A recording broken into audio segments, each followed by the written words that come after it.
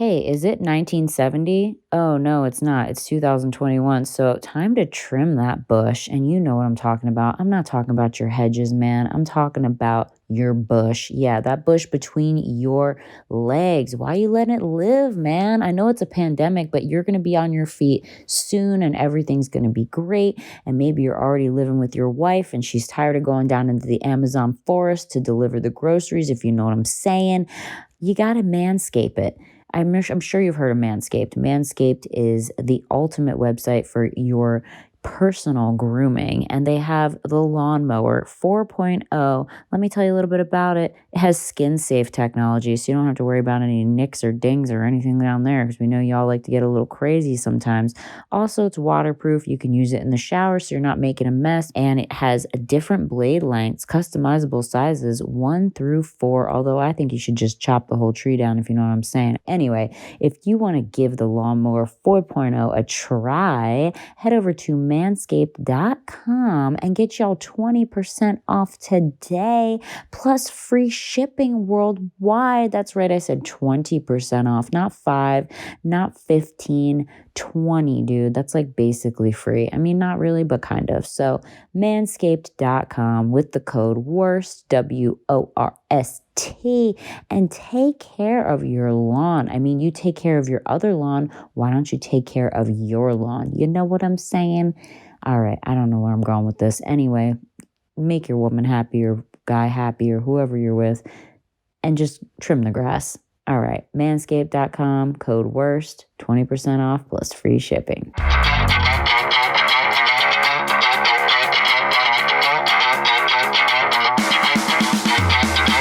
Oh my God! Just kidding.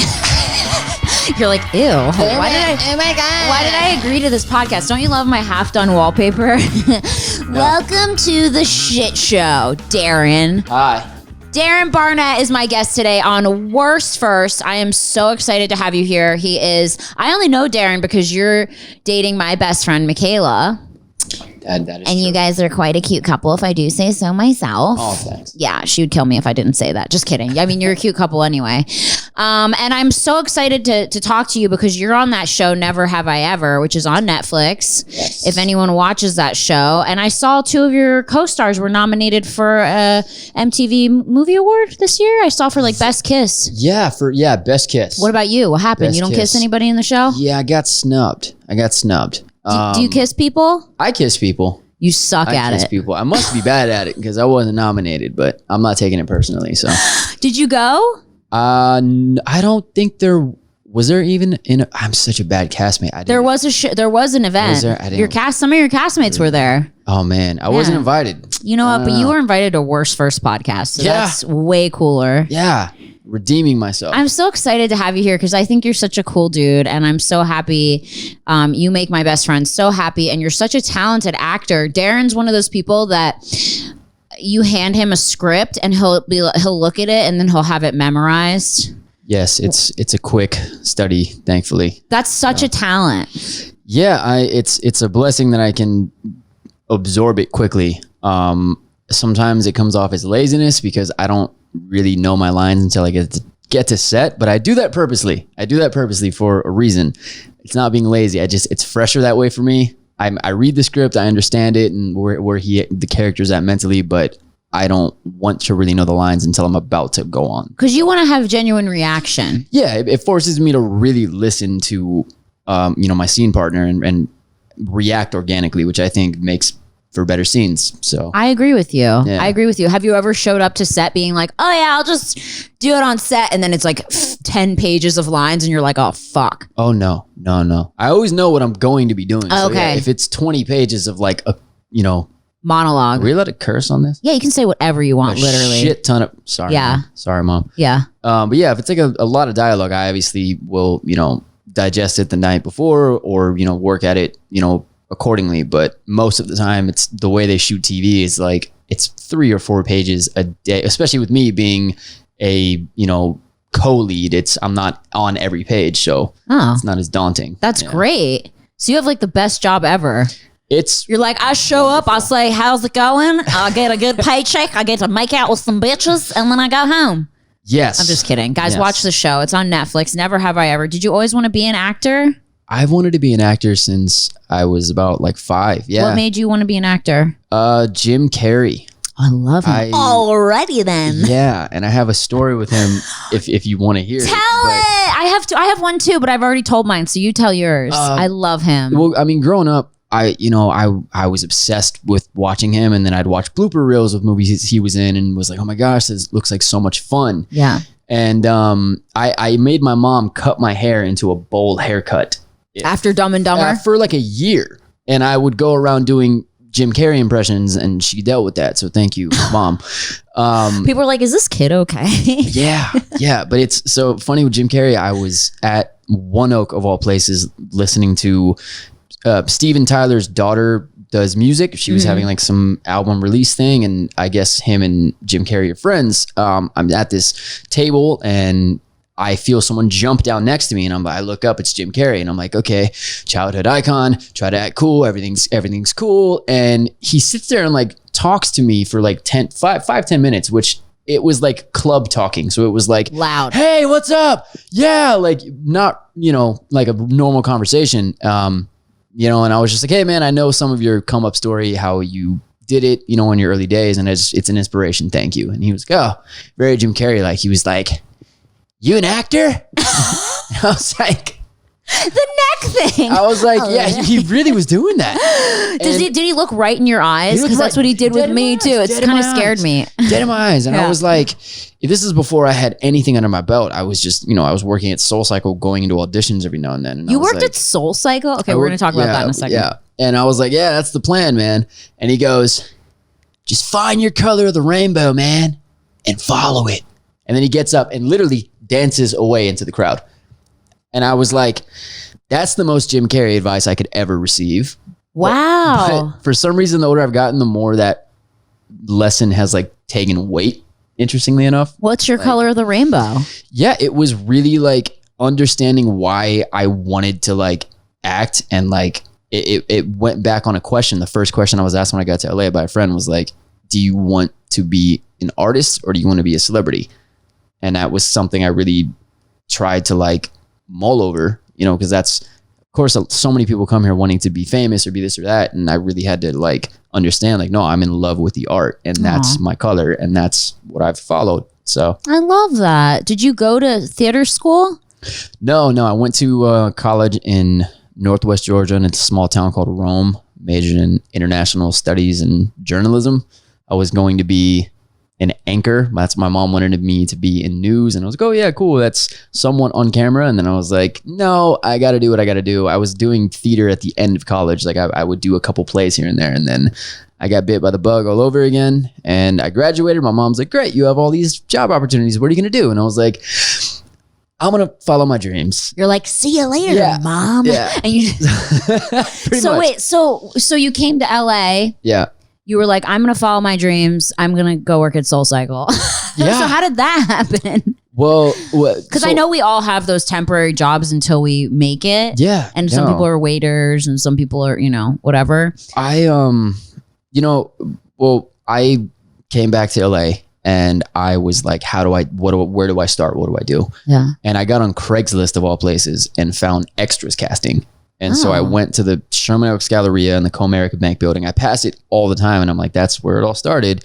But I'm in the elevator, and I go up, and I'm like meeting with this guy to be an extra, and I have to pay him $20 for a fee. I didn't have $20 on me. I'm like, I have to wait until I get paid for this. Like, I'll be back. And he's like, there's an agency on this floor. If you want to talk to them, like you have a good look, you should. And I'm like, yeah, well, I heard it's bad to approach agencies. Like, I'm not going to do that. But when I came back to give the $20, I was in the elevator, and they were like, are you Darren Barnet? And I was like, yeah. And they were like, oh, well, we saw you the other day in the lobby. We wanted to talk to you, but you left. So do you want to come read some scripts for us? And I was like, all right. And then they signed me across the board. Who was it? This agency will forever have a very big place in my heart. It's called LB Talent. Lewis and Beale. It's Jackie Lewis. And yeah, they were great. They were amazing. They got me my first co-star gigs, and I did a few leads with them too in some stuff. But smaller agency, but just really worked hard for me. And I took that story for granted for so long because I see so many friends struggling to find representation that believes in them. And I was like, oh, this is just how it happens. And they're like, no, man, that's not how it happens. That is not how it happens. That's how it happens for like a lot of really famous people though. Yeah. Like some people like they're like, I was just walking down the street and I got discovered. And I'm like, wow. Yeah. That must be nice. Yeah. Do you know how many dicks I've had to suck? No, I'm just kidding. I haven't. I mean, I have, but I haven't. You know what I mean? Not for show business, but that's a really cool story. I love that. And so then they started getting you auditions, and then you were just working at Soulcycle to pay the bills. Yeah. Were you a bike person? Like, were you the one on the bike encouraging everybody to like keep going? Because that's like no, I was not an instructor. I was working at the front desk. My older sister was a frequent writer at Soulcycle. And so I worked there at the front desk, and then just to get out early, like I would at the end like help the cleaning staff wipe down all the bikes. So I was wiping down ass sweat from bicycle seats and rubbing them all day, and then spraying shoes. And it was great though. You know, I got to see a lot of celebrities and actors and whatnot that I had always kind of admired. And one story in particular that's interesting, like it hits me every time I drive down Sunset. I used to walk to work. I'd park nearby at a friend's place on Sunset and walk, so I wouldn't have to pay the parking fee at the Soulcycle, which was like $2. Wow. And so I'd walk, and I'd like walk up past all these billboards, and was like, man, how cool would it be to just not be on them, but like be part of a show where they're advertising on Sunset. And then the show comes out, and Netflix has like 12 billboards on Sunset, and I'm on the billboards that I was like dreaming about, like walking past every day. And another Common, I've always been a huge fan of Common, and he would come in sometimes, and like I saw him in his car one day, and I was like listening to his music, I think, and I just like pointed at him, and I was like, dude, you're awesome. And he was like, yeah, man. And now he's I don't know if I can say it yet. Yeah, don't say it, but there's something cool coming up. But with you and him, right? now we are working together. That's so exciting, dude. It's crazy. And don't you think, and not to get all weird and, you know, spiritual, but like, don't you think a lot of this is manifestation? No. Because you don't? Yeah, I do. It'd be funny if you were just like, no, not at all. Actually, it's complete bullshit. It's hard work, and I put myself in the right place. Like, I didn't move around rock crystals and pray for this, okay? No, but I do. No, but even subconsciously, like people that don't believe in it, the fact that you would walk by those billboards every day, and in your mind's eye would go, one day I'm going to be on there. One day I'm going to be on there. One day I'm going to be on there. And you were saying that to yourself in your mind. Yeah. Even if you weren't actually saying it, the split moment of every time you look up at that billboard, that thought continuously helped manifest where you are today. Yeah. You know, honestly though, like at that time, I think it's interesting. There was a very direct like switch in my life. And at that time I would look at these billboards and be like, like no way it's going to happen. Like it'd be cool, but like it's so far off. I'm going to have to do so much. It's such a slim chance. And I really one day, like I was reading something that talked about like the concept of like love and what you love, you invite. And I didn't realize how much hatred or resentment or just envy I was putting out there when like I'd see friends come up and it was like, good for you. But it was more like, good for you. Wish that was me, you know? And I was like, I kept like pushing it away because it was like saying like, well, I'm not worthy of that type of thing. And when I really started like expressing it with love and like imagining, like I speaking of Jim Carrey, like he would go out on, I think it was Mulholland or something, and look out over the scenery and just imagine himself booking roles, imagine himself, and he wrote himself a check for like $10 million or whatever that, you know, everyone knows that story. And I started adopting that, being like, if it's already here, it's just my job to like see it, like, and timing, like you don't own time. You can't control when, where, how, but like I made it real to myself that it's not so far off. It's not such a slim chance. It's literally right here. I have to grab it. Yeah. And like clockwork, it started, I don't know if it was the attitude I started carrying when I went into the room or went for a role, but it changed things. It changed a lot. It does. I mean, people don't realize the mind is so powerful in a negative way and in a positive way. So that's why it's like, you have to fuel the positive, you know. If you have those negative thoughts, I'm not good enough, or I'm jealous, or I hate this person, I don't know, blah blah blah, I'm jealous, you know, you have to switch it and go, I am good enough. Even if you don't believe it, you have to tell yourself you're good enough, I'm gonna get it, I'm gonna do this. And like, even if in your head you doubt yourself, you have to speak positively to yourself, because it's all energy. I mean, even have you seen those studies about just the way scientists have spoken to 2 glasses of water? They said a bunch of really horrible things to 1 glass of water. I need to see. And cursed at it. I'd love to see and we're that like, video. fuck you, you fucking piece of shit glass of water. And then they had another glass of water. They were like, you're so beautiful. Like, you're the most beautiful glass of water, the most delicious tasting. Like, they put both of them under a microscope. Yeah. The one that they cursed at had negatively charged ions in it. The one that they spoke nicely to has all positive. Oh, wow. It's a scientific experiment. And if you think about it, we're all made of energy. I mean, we're all just like matter and water. And water. And water. And so if you're talking shit to your water all day, of course it's going to be a swamp. You know what I mean? I'm going to make a t-shirt. Don't talk shit to your water. Exactly. You know? But that's what it's important. You have to fuel this positive energy in your life. And it's hard. I mean, man, I feel you because it's a challenge to overcome the insecurity within yourself, you know, the projections of other people's insecurities that they put on you, like, you know, mean people on Instagram. I don't know. Have you ever gotten like hated on Instagram? Oh, yeah. Yeah. I mean, so like, you know, it's hard to look at that and go, oh, well, that person is just projecting. You know what I mean? Instead of engaging and being, you know, well, fuck you back. You know what I mean? Like I now, whenever I see someone say anything bad about me, I literally just read it and go, like it, you know, it doesn't even faze me anymore because everything is so temporary, right? Yeah. And life is so temporary and we're so temporary. And it's so to get hung up on little things that no one's going to remember in the future and no one really genuinely cares about. Like, it's just so silly to me, you know? I agree. And I know the podcast is called Worst First. And I know this was a worst for you. And I didn't know if you want to talk about it. So we don't have to if you don't want to. Worst. Losing a parent. Oh, yeah. No, I'm open to talk about that. It taught me a lot. Because you were so young. Yeah. Darren is half Japanese as well. My mom is half. I'm a quarter. Yeah, so you're a quarter. Cherokee Indian, Japanese, German, and Swedish. Okay, so you're a mutt.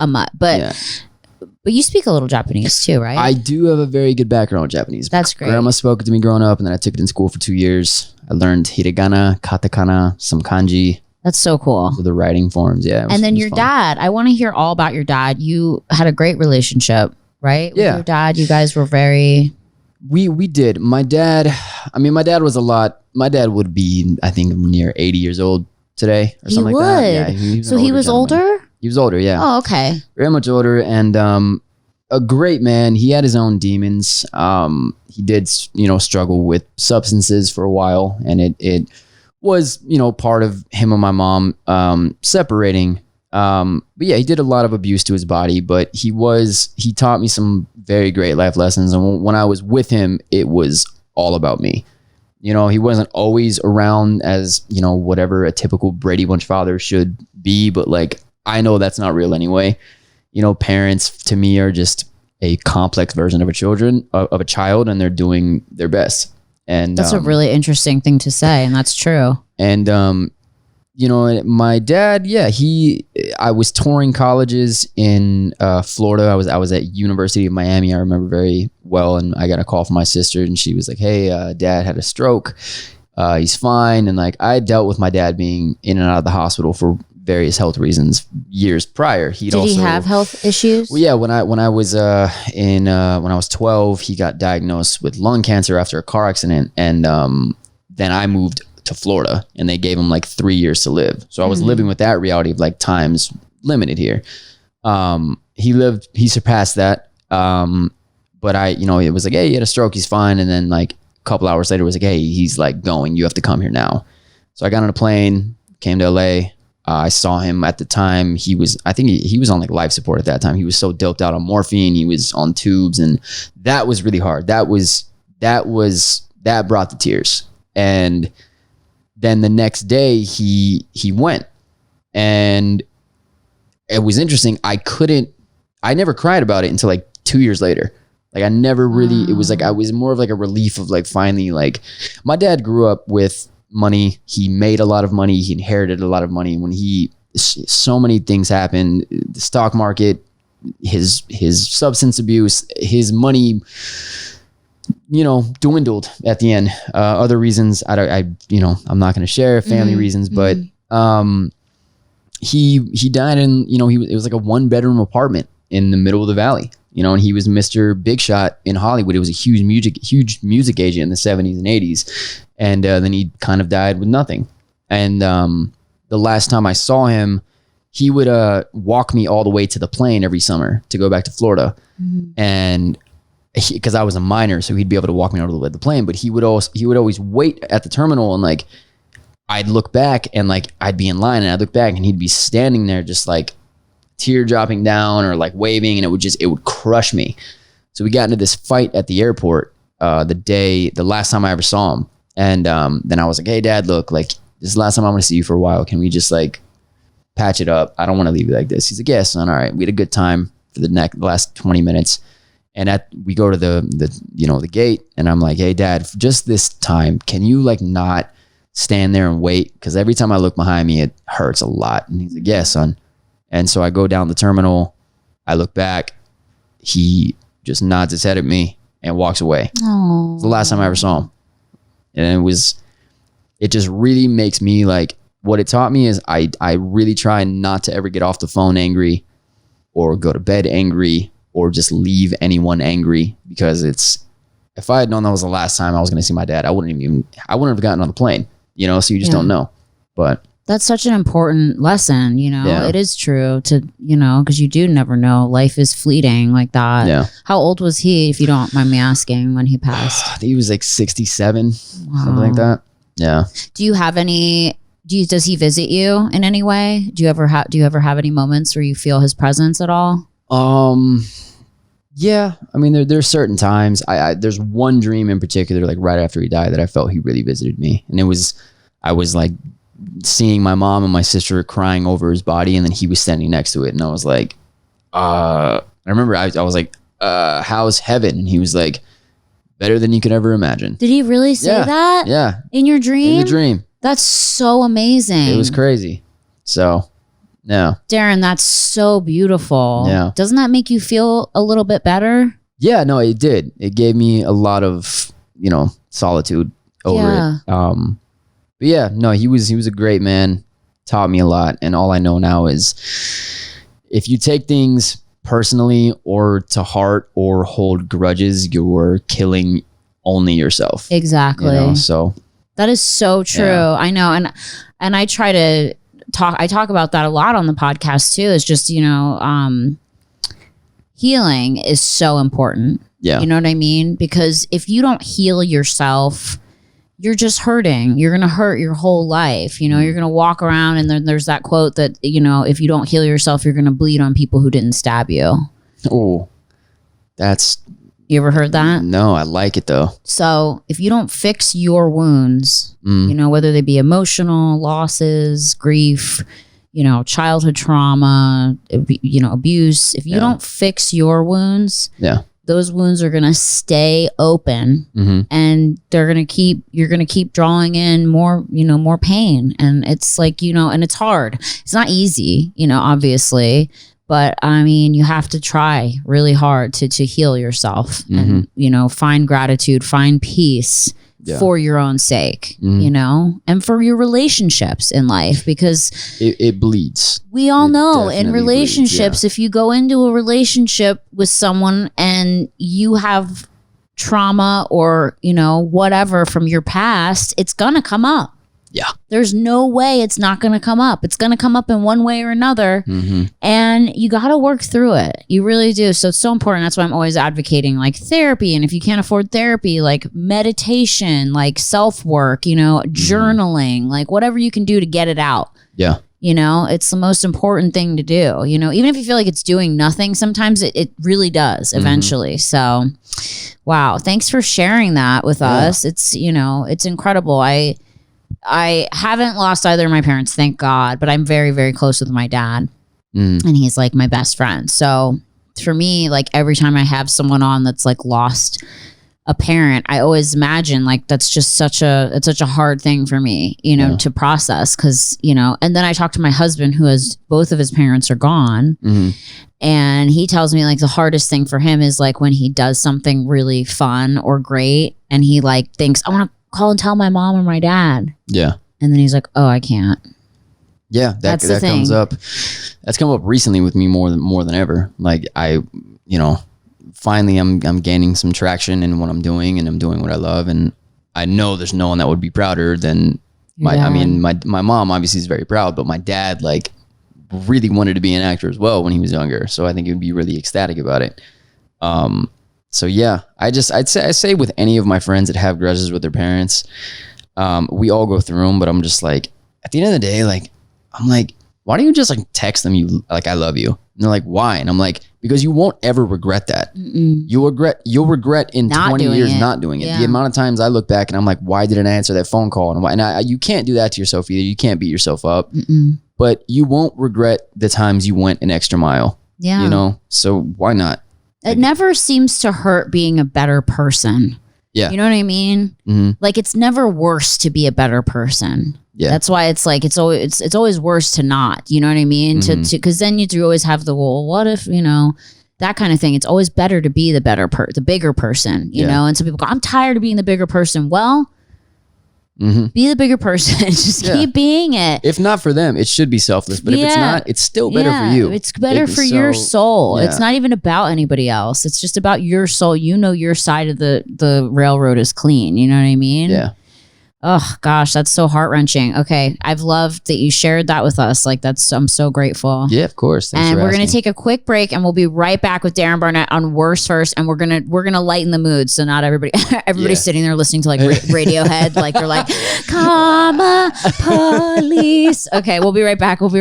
I'm gonna be honest. Having good skin is something that changes the way you feel about yourself. And maybe that's a little vain, but for me, I've always struggled with my skin. When I was in high school, I had horrible skin. Like I was always breaking out. It was always bumpy. It always looked rough.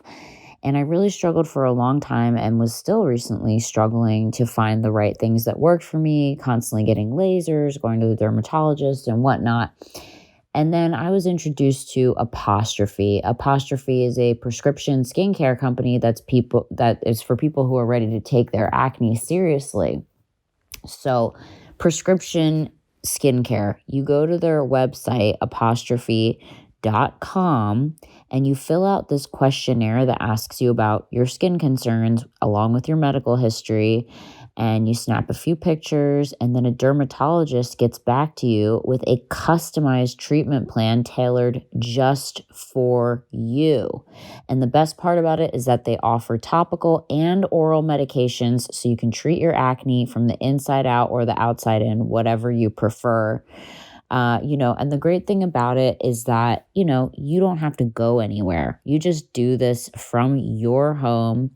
And I have to tell you guys right now, I love that. I love not having to leave my house. I'm a little bit of an introvert, as you know from listening to this podcast. So for me, this was really fun, really easy to do, and really cool recommendations that I got from my skin. And my skin has been glowing. I mean, I know people are always like, oh, you've always had great skin. No, I had terrible skin for a very long time. So if you are interested in trying Apostrophe, head over to apostrophe.com/worst, WORST, and use the code WORST, WORST, at checkout to get $15 off your first visit with a board certified dermatologist. So again, that's apostrophe, apostrophe.com/worst, and use that code WORST to get your dermatology visit for $15 off. Thank you, Apostrophe. Does your man have hairy, nasty balls? So I got one of these for my man from Manscaped. It's called the lawnmower. That's right, because you know what? That lawn needs to be damn mowed. It really does, because you know what? We're not trying to grow any flowers or weeds down there. So what you can do is head to manscaped.com. You will get 20% off your first order plus worldwide shipping with the code WORST at checkout. And what are you looking for? Well, you are going to be checking out the lawnmower. Let me tell you a little bit about the lawnmower. The lawnmower is sleek and well designed, and it's an optimized trimmer so that you can trim in the shower so you don't have to make a mess for your wife to clean up. Tommy, and it's nasty. You get those little particles all over the floor. Just do it in the shower so it can go down the drain. Thanks, babe. I got you one of these. It's engineered for the ultimate groin and body experience with very little skin accidents. The Lawnmower 4.0 even allows you to customize your trim with additional guard length sizes 1 through 4. Although I don't understand why you'd want anything going on down there. No thanks. So what are you waiting for? I mean, I personally love this. Yeah, it's made my life a lot easier. Sorry for my dad who's listening to this podcast. Head over to manscaped.com and use the code WORST, WORST, for 20% off your order today and worldwide free shipping. Tell them to trim that lawn. Okay, we're back. We're back with Darren Barnet on Worst First. Hopefully those ads were tolerable. Thank you guys so much for listening and supporting this podcast. I love all of you so much. I would do the other. Oh, there we go. We can do it through the partition. Best friends forever. I'm done. Okay, so this thing's very necessary. it's so. I mean, listen. I mean, if I spit talk a little bit, so it's for your protection. Thank you. Okay, I don't want you to feel like you're on like the Wet and Wild ride. It. Is that a Florida joke? Because I'm from Florida. I know. You know what? I love Florida though. Like I kind of do. Like I mean, crazy shit happens in Florida. Yeah. But I love Disney World and Universal Studios Florida more than anything. They're pretty good. Those are the best. Pretty Like good. the ones here are kind of Yeah. you know, which is weird because this is like Hollywood. This should be like the, They got more land out there to work with. they do. so. Yeah. We try to fit everything in a studio apartment here. Yeah. Yeah. They're like, to your left is the Jaws ride. Don't bump into King Kong. Okay. All right. Here we go, folks. Anyway. Okay. So we're going to lighten the mood. We were talking about really emotional, depressing stuff like I tend to because I have a really depressing side. And we're going to lighten the mood and talk about your worst first date. Dad, it's not lightening the mood. You're like, actually, it's really bad. It's a good one. Okay, wait. So you're so, I'm not even going to tell people how old you are, but you're like so young. And when did you like start dating? How old were you? I mean, kindergarten. Really? Like- You were like a guy, a ladies' man? Like you wanted to wasn't kiss like girls?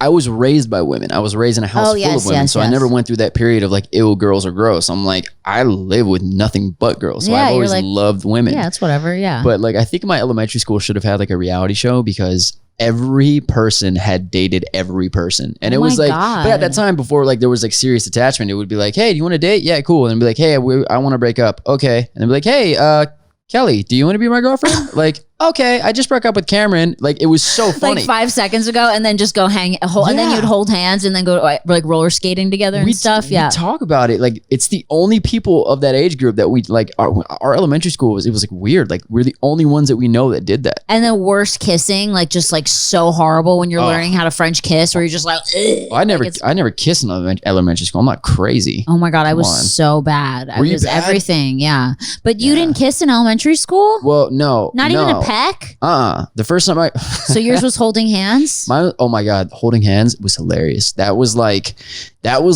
third base. Okay, when was the big kiss? The big kiss was 7th grade. Wow, that's kind of late. Yeah. I forget. How old are we in 7th grade? I was like 13. Yeah. I didn't like it.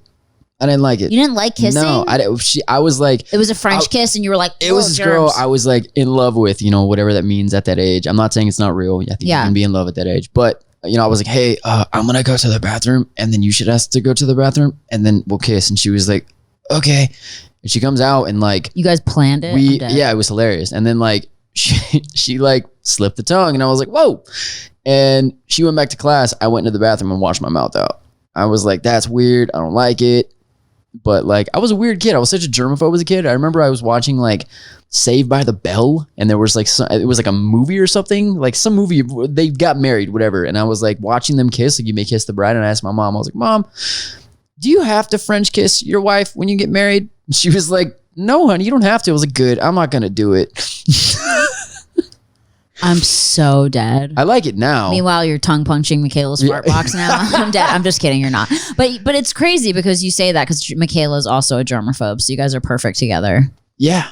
But that's so weird. When did you start enjoying French kissing? But that's so weird. When did you start enjoying Frenching? Because like, how did you go from thinking it's slimy and gross to then being like, actually, this is fine? I don't know, puberty. Like, Oh, you know, okay. I think it just, you know, it was like, hey, dude, wake up. It's actually kind of cool. Yeah. But- That's amazing. Okay, so tell me about this worst date. Don't say the name. We don't say that. Oh, no, I'm not going to say Yeah. the name. I'm not going to say the name. Oh, gosh. How old were you? I was, when I was like 22, 23. And I go to this restaurant and there's this very attractive girl that's sitting across from me and we keep locking eyes and she's with her friends and we keep making eye contact. So my heart was beating out of my chest. I was not like, it was nerve wracking for me. It still is. I mean, obviously I'm taken now, but like, I'm still not great at like going and approaching girls. Like, so it was just nerve wracking. the fact that you do is amazing though. But I was like, I'm going to do it. She kept looking at me. So I go up and I'm like, hey, like I saw us, we kept catching eyes. Like, I just want to say hi. And she was like, hey. And I was like, you know, we small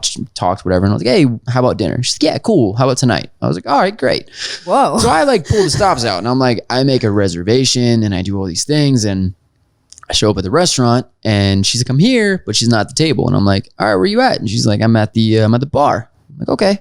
So I go to the bar and she's like talking to two other guys. And I was like, hey. She was like, hi, this is Cameron and this is whatever. And I was like, hey. And I was like, do you want to go to the table? And she was like, if you want. And I'm like, clearly texted you that I had a table ready, but okay, yeah, whatever. So like we go to the table and the whole time she's talking about how she's like famous in Canada and she does this in Canada. And like, I was like, that's really cool. Like, you're famous in Canada. I was like, awesome. And then she was like, oh, so you're like trying to be an actor? And I was like, oh, that's offensive. So, you know, it's like when people are like, oh, how's the acting thing? I'm like, oh, just my hopes and dreams and my life pursuit. Yeah, that's great that you call it a thing. I love that. Yeah. So she's just putting me down and I'm like, all right, this is going, she was just awkward. She was really awkward. So like I paid for dinner, couldn't afford it at all. She thought she was better than Totally you. thought she was better than me. Yeah. Totally made it seem like I was the luckiest man in the world to be sitting there with Canada's C+ list celebrity. I was like, this is awesome. Anyways. Was she an actor in Canada or a model or like what? I don't even know if I should say. Okay, don't say. She's just famous in Canada and I guess that's cool. Okay. So I love Canada, by the way. But anyways. Yeah. She goes, we're walking down Sunset and she's like, let's go into the Hustler store. And I was like, all right, it's kind of a weird first date. Sure. Go to the Hustler store. And she's like asking me like what I think of different kinds of sex toys. And I was like, this is completely out of left field for me. I've never been in a sex shop in my life. I'm You like, little prude. I don't know what these things are. And she's like, I'm bored. And I was She like, said, I'm yeah. bored? She's like, I'm bored. And I was Damn, Darren. I was like, all right, cool. She's holding like a big 8-inch fucking a 12-inch cock in her hand. Yeah, I'm bored. Yeah, I'm like, enjoy your dildos. I'm gonna go. And she's like, oh, you're going? And I'm like, yeah. She's like, yeah, me too. So we go outside and I'm like, she's like, so where do you live? And I point to this building. It was a very nice building on Sunset. I was staying with a friend and I was like, yeah, that's it. She's like, oh, you live there? And I was like, yeah. And she was like very much like, so like, do you want to have another drink? And I was like, no, like, I think I'm good. Like, I'm tired. I got work early.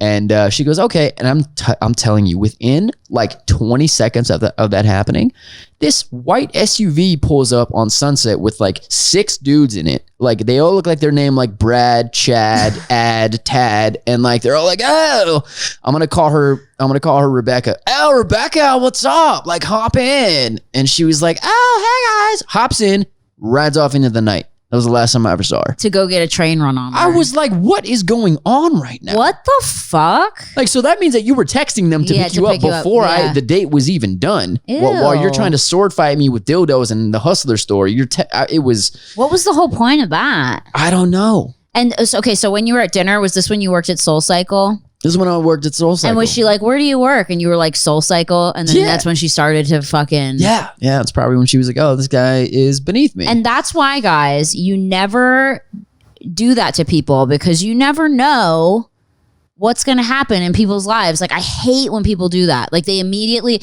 that's the biggest thing I feel like in LA. Don't you feel like the first thing you meet someone within 5 minutes, what do you do? Yeah. They ask you what you do because they want to see how to treat you. That is like, I don't want to generalize because I've met some very good people in LA, but I will say that a lot of people. It's such a like a climb over culture. I guess I'll call it that, where it's like people are like, they want to get to know you and they put themselves out there to get to know you, but mainly with an agenda of, do you have any sort of avenue that can enhance my career or what I'm doing? You know, and that's and frustrating. And like, there's so many, it's so sad. There's so many people out here that literally they only want to be friends with people that will help their career. Yeah. You know what I mean? Like, no, I'm not going to say people's names, but there's so many like influencers who I came up with that they're only friends with other influencers. Yeah. And we're only friends because I wanted to be on your podcast. So well, winning. Wish granted. But yeah, so it's kind of crazy to me because I see it, and like the most random groups of people be hanging out on Instagram, and I'm just like, why would you guys even be friends if that person didn't have 1.5 million followers? Probably not. Yeah. Like if you just ran into Tiffany on the street and she was cool as shit, still the same Tiffany, but if she didn't have all those followers, would you still be on the beach with her in fucking Cancun? Probably not. No. And that's like, it's so constructed. Like a lot of people that like, I've been around these influencer types, and like, I've been around the people that they bring around that are always like, any shot, like, oh, tag me in that. Like, story me in that. And I'm like, for what? So you can get 10,000 followers that don't know or care about you and just want to follow you because you know this person? Like, it doesn't make sense to me. So it's so weird, isn't it? But you should tag me in it if you post this, though. Of course I am. Yeah, cool. But I've never, and that's the thing with me, and I feel like I've never been like that. Like, I've been friends with people when they had no followers. I've been friends with people that have followers. Like, when I used to shoot Vines, I would just have regular people that I, didn't even have. Some people didn't even have social media. I'd ask them to be in stuff, and, I didn't care about who had followers and who didn't, I never have. And it wasn't as much of a currency back then as it is now. No, it's like now it's like, as soon as someone fucking Googles you or looks you up on Instagram, then all of a sudden like their attitude changes. Yeah.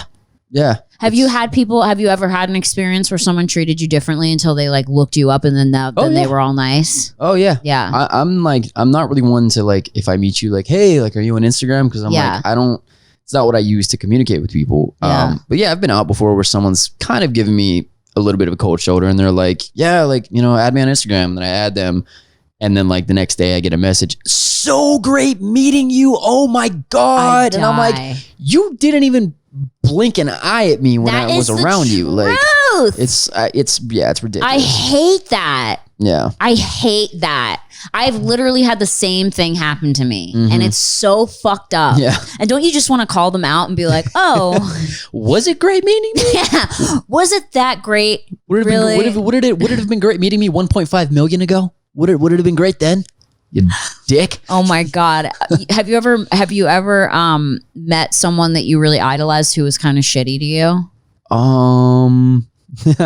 You don't have to don't say their name, but you can tell me a story if you want. Shitty to me? Yeah, no. I mean, I've met people that I was kind of disappointed, but like, I wouldn't say they were shitty. They just weren't, They weren't inviting. But at the end of the day, it's like, the celebrities that are at a level like that get bogged down all day. And I'm not saying it gives you an excuse to be an asshole, but like, I get it. You're not always on. You're not always like willing to be like, hey, how are you? Yeah, I care about how much you love me. Like, I get it. Are you seeing all this like cancel culture stuff that's going on? Like, there's people on TikTok that are making TikToks about celebrities that have come into their restaurant and who was nice and who was rude. And they're tearing people apart. That's like, they're like, this person was really rude. And like, all these people now are talking about how Ellen was mean. And, everyone has all these stories about everybody. And it's just kind of crazy, right? It just feels like left and right, people are getting attacked, and it's just kind of insane. It's an environment right now where proceeding with caution is an understatement. Don't you remember when we were younger and just everyone said whatever the fuck they wanted? Yeah. And did whatever the fuck they wanted. I feel like we're all going to be speaking in abbreviations at some point. I mean, I just Like- remember like we grew up with cartoons like Ren and Stimpy. Yeah. Remember Ren and Stimpy? That Yeah. show was so fucked up. Rocco's Modern Life had phone sex in one of the episodes. Yes, and then Like, and then that show All That was like a sketch comedy show on That Nickelodeon. was like the SNL of Nickelodeon. Yeah, one of the episodes, the girl's like, "I'm gonna go kill myself." Like it's like, Oh wow, I like forgot about I that. remember Yeah. it because I just remember being like, "Wow, it was kind of abrasive," but like, I know. it was like it's just so crazy how times have changed. I mean, the fact that Dr. Seuss is getting canceled in some states because of, I don't know, was it a racial thing or what like, happened to us? I know everyone calls it like woke culture, like everyone's a woke person now, and they're just so like we're not standing for anything anymore, we're not tolerating it. I think Anything anymore. But I'm kind of like, and also at the end of the day, like obviously, like nobody likes getting made fun of, but sometimes like I don't know, because when people make fun of me, I laugh so hard. Mm-hmm. Like I think it's the best thing ever. Yeah. Like when I hear jokes, like, or you ever been with someone who just rips on you? Like me, when I rip on you. Michaela rips the Or Michaela shit rips out of on me. you. Yeah. When I rip on Michaela, she rips on me, and I love it. Yeah. I love roasting each other. That's like part of like my favorite thing ever. But now It's great. everyone, you can't say anything. I know. You look so ugly today. I do. I walked in and I was like, I almost threw up in my mouth. You're not laughing. I know. Well, I mean, I know I look Oh, God, ugly. I've been moving. Did I hurt your feelings? No, never. Please, God. I'm just kidding. You're beautiful. No, but you know what I'm Beautiful. saying? Like it's just so like I just feel like we've all like, I don't want to say we've lost our sense of humor, but it's like everything is so what is the word? It's like everything is perfectly like has to be like so perfect. It's very cookie curated. cutter. It's curated. Yeah, Everything is curated. Like you can't just be like off the handle. You can't just be, whatever. I will say like I think there's some good to it, obviously, because there's some humor that was so second nature that was, very insensitive to certain demographics of people. Yeah. And obviously, if you're not in that demographic, you don't understand that, like, you can be in a crowd and in a room and hear it and laugh about it subtly, but it's like you're also only laughing about it because everyone else is laughing. But like, sometimes you don't understand what hurts and what doesn't, which is that should be taken into account. But when it comes that the pendulum swings so far the other way that like, I think like Bryan Cranston was getting flack for playing a handicapped character. And they were like, why wouldn't they just Hire a real handicapped character? Like, and I'm like, does that mean like for American Psycho, they should have cast a real serial murderer? Like, I don't understand where the line is there. Like, Yeah. And so like when it comes to things like that, I'm like, I get that like some people's feelings may have been hurt or offended by like Cranston playing that, but there's also a sense of like he's representing a paraplegic as well. He's representing a person in a wheelchair. Like I don't know. It's Also, it's this is the confusing. biggest thing. Actor. Yeah, that's the thing. Like Actor. if that were the case, like It's not. we wouldn't have Scarface because Pacino's not Cuban. Yeah. Like, I mean, an actor, yeah, comedian.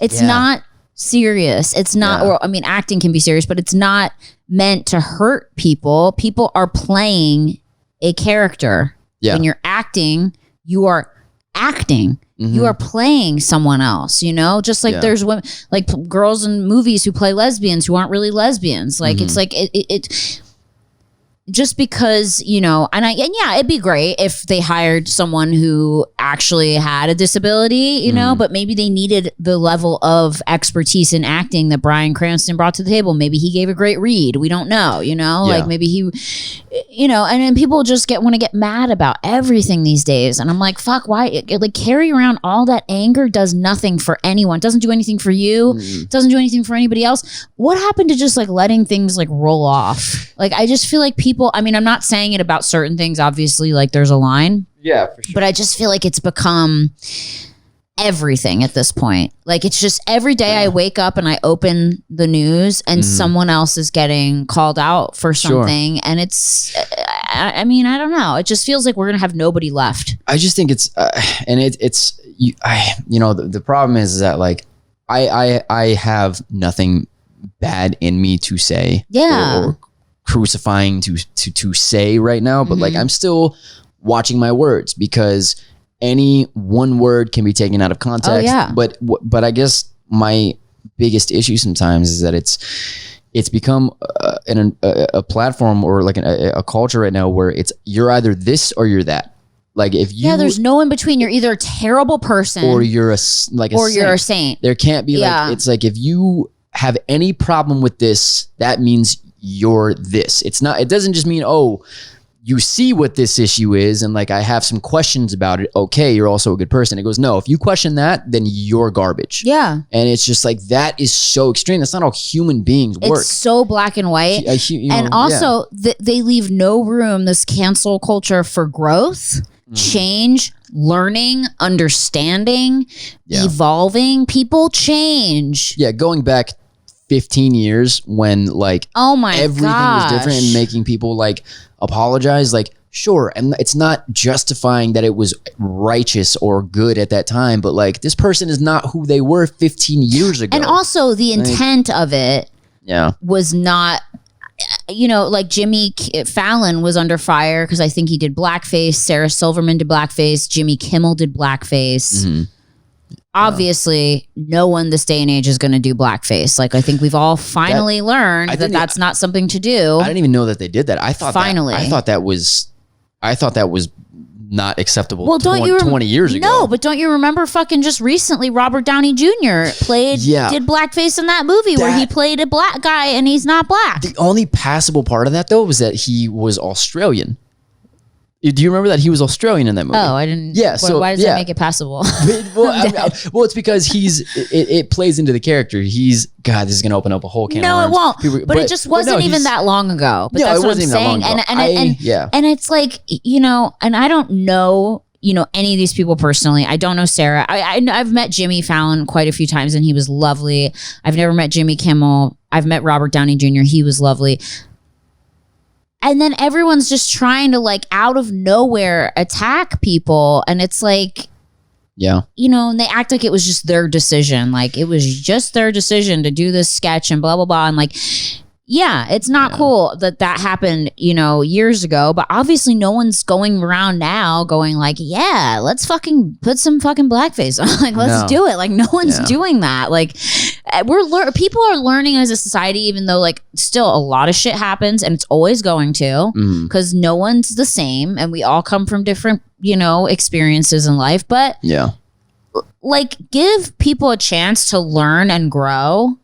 Give people a chance to make up for it. You know what I mean? Yeah. I mean, it's disheartening to think that like humans in general are more attracted to conflict. Like you'll see 100 people outside of a house burning. You'll see no one outside of a house being built, or oh my God, that's such a wow, so, Darren. All right. It's people like to watch things get destroyed and burnt. And it's like, some people deserve it. Sure. Some people do. But then some people are kind of reaching. Yeah. I mean, if someone's doing something again and again and again and again and again, and it's like, okay, this person's a shitty person. But, if someone's done something here or there and they're not, sitting there doing it every day and being like a shitbag. Depending on the severity of the action. Yeah, exactly. Right. Exactly. It just makes me sad because I don't think anyone is born bad. Yeah. I don't think anyone is born bad. I don't think anyone is born evil. I don't think anyone is born to discriminate. I don't think anyone is born to hate anyone. I think that we are all, and I don't want to make people sound like victims, but I think we are all products of our environment. Yeah. And that's not a choice where you were born, who your parents were, where you were raised. When you're a young child, that's where you are. Yeah. You know what I mean? And whenever someone does something horrible or says something horrible or whatever, the first thing in my mind is, oh, oops for them. Like that's fucking terrible. But also I think about the history of, okay, where did this person grow up? Who raised this person? Who taught this person to be the way that they are? You know what I mean? Yeah. I try to come at like all things from like compassion and understanding. And I think that's like the only thing that's going to make the world better, And if you take the time to try to help people understand, and they still don't want to understand, then like, whatever. But people don't control who they're born to. They don't control who their parents are. They don't control where they're born. They don't control their class that they're born into. And I think that's a huge part of who we are and who we become as people. And so it's really sad to me that, we can have such rage against each other when a lot of us are products of what we were, raised around. You know what I mean? There's obviously a lot going on right now that could be delving into, but like it's surprising, not surprising, just kind of appalling that like COVID is the one thing globally that I think brought people together in a way. It's horrible, but like it's horrible, but like now that seems to be less of a, I'm not going to say it's gone. Obviously the people are still suffering from it, but it's not as hot of a topic anymore. And a lot of things are right back to the regularly scheduled programming with conflict and violence and this and that. And it's like shootings are happening again. And it's like, why? Like what if people like you a lot of people will have this epiphany like, oh yeah, this is what it's about. But it like, once that's over, it's out of sight, out of mind. And that's what's sad. Doesn't it kind of blow your mind that we can go through a global pandemic that kills so many people and then yet people will still engage in war and hurt each other and just like, it's just so primitive to me. I mean, I read today in the news that a man in Iran was chopped up by his father. Wow. For not being married at 47. He was a British filmmaker. I don't remember his name, sadly, but he was a filmmaker and he lived in England and he went back to Iran to see his family. And because he hadn't been married yet, they were shamed by him. They were shameful of him and they killed him. God. They killed him. I mean, even with that, it's like you could say whatever you want about it being an American. I could too, but you talk about being a product of your environment. I'm sure in, to him, I'm not going to say the entire country of Iran, but to him, it seemed like proper punishment. And it's crazy to think about that. Because like whoever, and that's what I was thinking too, is like whoever has raised his father, who killed him, grew up thinking, and that's the thing. It's like, it's just so, it's so sad because, and I feel so lucky to grow up, in America and with my parents and whatever, even though I had my own shit, but you know what I mean? Yeah. It could be so much worse because there are still so many parts of the world that, you know, their thinking is just totally different than ours. And we didn't grow up there, so we don't know. You know what I mean?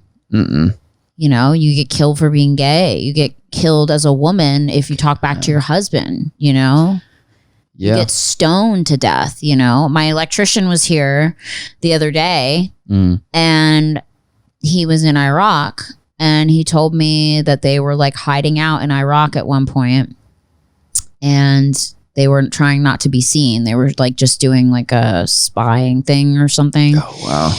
And he saw a bunch of guys drag a woman out into the street and stone her to death. Yeah. And he said that was the hardest thing that he's ever seen because they were trying to be detected. They had to hide. Yeah. So they couldn't go save her.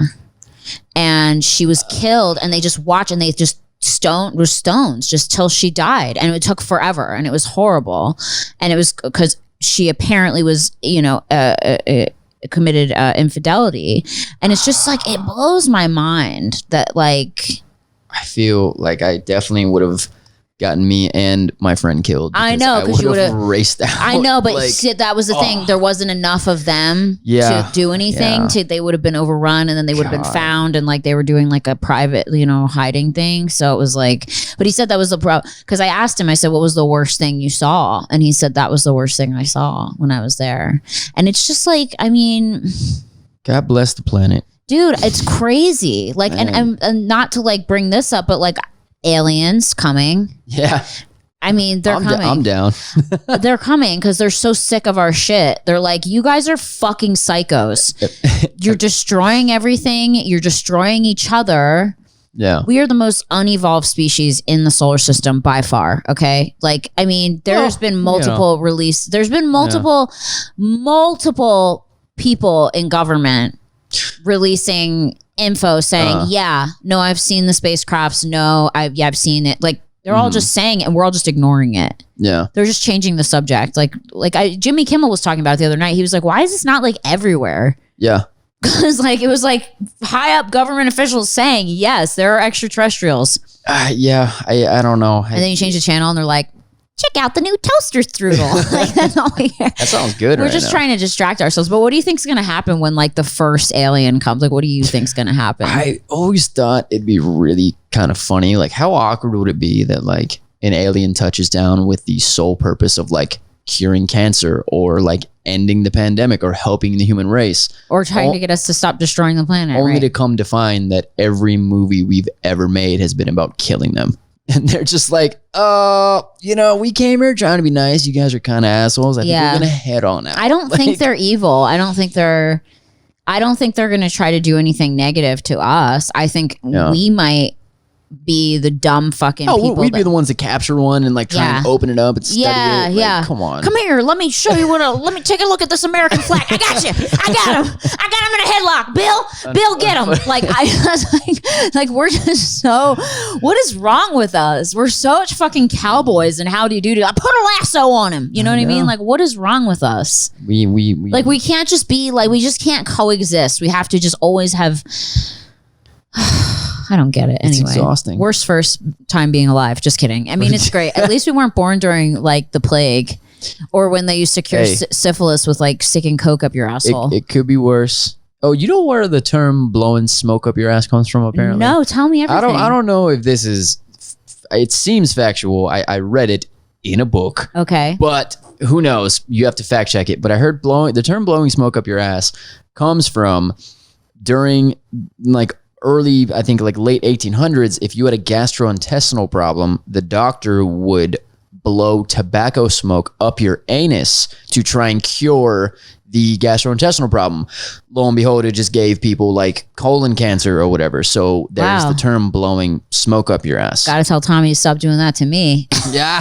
That's a tough Saturday night for you. It's a smoke ring coming out of my butt. Stop. No, but I mean, it's so crazy. Like I was reading like back in the day, like they used to get syphilis and like try to treat it with like the weirdest shit. And like, it was just so awful. Like people, anyway, I'm thankful that we're born when we were born, but also like, every day, and this is something, if I don't know if we're leaving on this note or whatnot, but I'm going to say when I talked about earlier, like my mindset changing on acting and like when things started to kind of go more my way, when I started to gain traction, I was talking about the thinking positive, spreading love everywhere. But what really, and I still do, every day I try and do this before I let my feet touch the ground. I wake up and I say, thank you for my eyes, my two eyes, I can see the beauty of this world. My 2 ears, I can hear the music of this world. My taste, my 10 fingers, my 10 toes, my 2 legs, my 2 arms, like